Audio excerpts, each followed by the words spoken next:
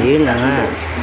Order na ako ng gamit si Baby Gabriel. Ang saya-saya ako ngayon. Galing pa ako trabaho. Tingnan niyo po. Naka-uniform pa ako. Nabuksan ko na nga. Shopee. Ito na po yung gloves po ata ito. 1, 2, 3, 4. Dami. So ito. Yan. Nabuksan pa. Plastic. Masyadong mabigat. Okay lang. Para kay Baby Gabriel naman. So ngayon, ito na siya. Ayan. Ayan po. Ang una ko nabuksan ay gloves. Ayan, gloves niya. Sa Shopee. Nakuha ko po yan sa ano po, TikTok. Ayan po, ang dami. Ang dami niya pong ano po, pagpapalitan. Ito po yung ano niya, yung gloves niya. Ayan, ang laki. Ayan, parang pang boxing Manny Pacquiao.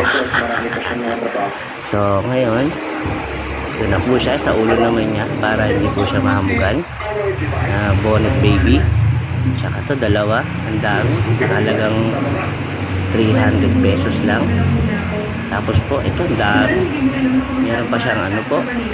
Sa paa naman po yan. Yung tinatawag na shoe rug ng baby. So, ito, kasama. Ito pa.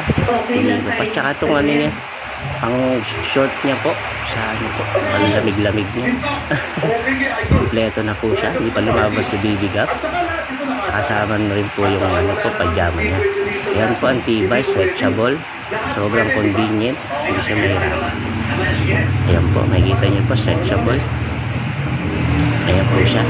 Ito na nga po yung ano po, tinatawag na baru-baruan.